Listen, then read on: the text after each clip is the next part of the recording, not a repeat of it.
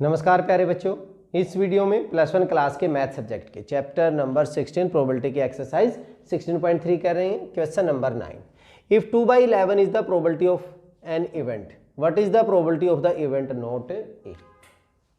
Solution, हमें probability of an event A is given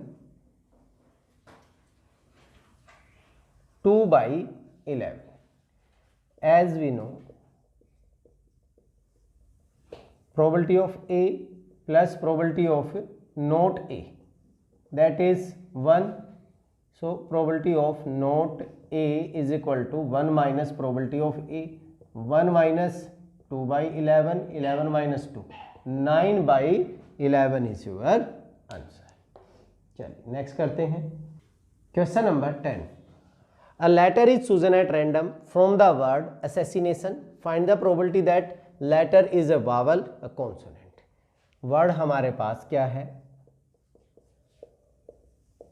assassination.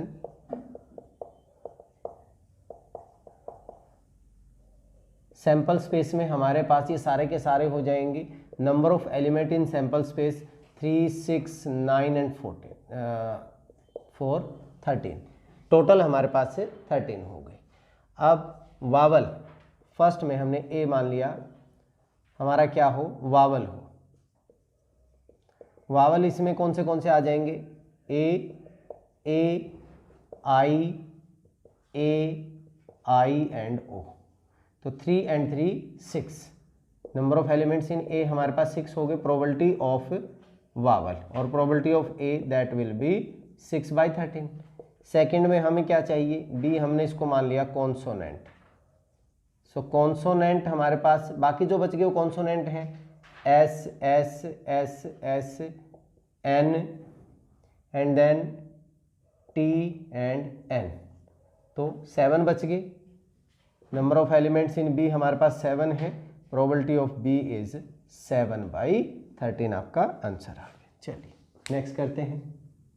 Question number 11, in a lottery a person chose 6 different natural numbers at random from 1 to 20, and if these 6 numbers match with the 6 numbers already fixed by the lottery committee, he win the prize. What is the probability of winning the prize in the game? And hint, order of the number is not important. order अगर important नहीं है तो यहाँ पे हमारे पास combination हम use करेंगे। Solution देखिए, 20 में से 6 डिफरेंट हम कैसे चूज कर सकते हैं? टोटल डिजिट्स हमारे पास कितने हैं?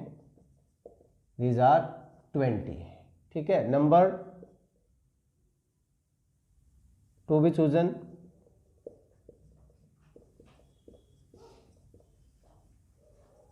ये हमने कितने 6 करने हैं। So total ways to choose 6 numbers from 20, क्या था? 20C6, यही होता था हमारे पास। इसको हम सोल्व करें तो that is 20 factorial divided by 6 factorial, 20 minus 6 that means 14 factorial. और वी कैन राइट डायरेक्ट भी हम इसको कर सकते हैं, 20 factorial into 20 into 19 into 18 into 17 into 16 into 15 into 14 factorial. अगर मैं ये ना लिखता तो डायरेक्ट यहाँ तक लिख के नीचे 6 फैक्टोरियल से हम डिवाइड कर देते। Divided by 6 factorial mean 6 into 5 into 4 into 3 into 2 into 1 into 14 factorial. ये यहाँ से कैंसिल हो जाता है। डायरेक्ट हम कैसे करते थे कि हमने 20 से 6 तक अगर हम करें, 20 से 6 लास्ट तक लेके चले हम 1 2 3 4 5 6 एंड डिवाइडेड बाई 6 5 4 3 2 1। अब 6 3 जा 18 हमारे पास ये कैंसिल हो रहा है। 5 4 जा 20 भी हमारा क्या हो रहा है? कैंसिल हो रहा है। 5 4 जा 20 कैंसिल हो गया।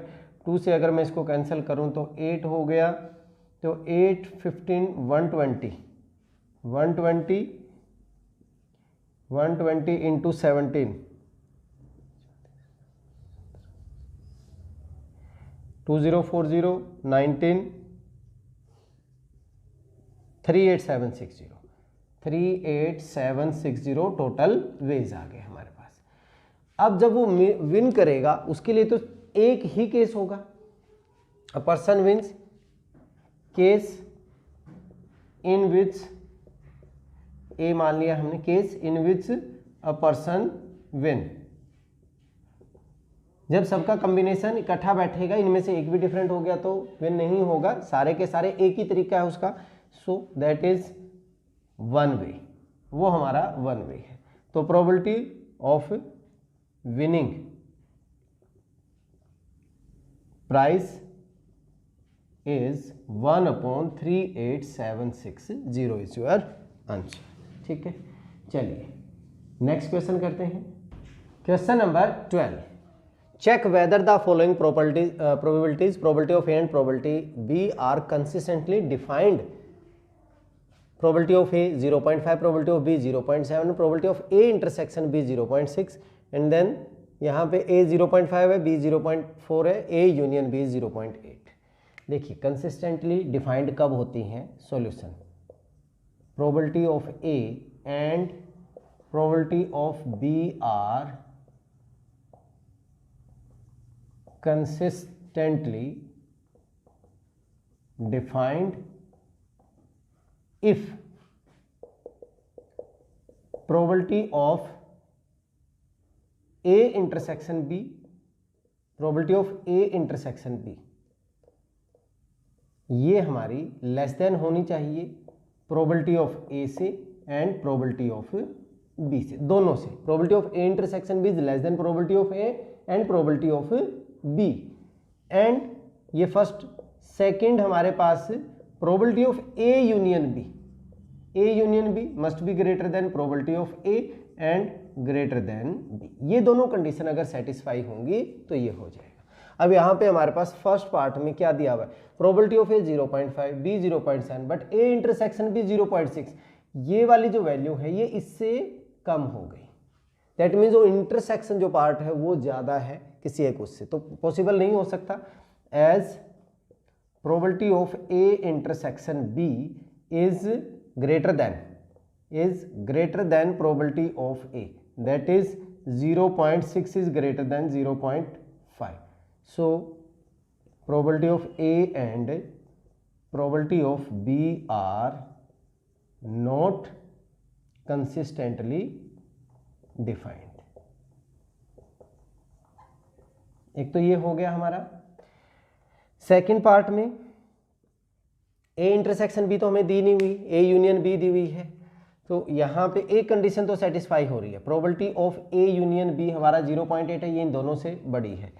probability of A union B is greater than probability of A and probability of A union B is greater than probability of B, that is 0.8 is greater than 0.5 and 0.8 is greater than 0.4। तो अब हमें A intersection B और निकालना है।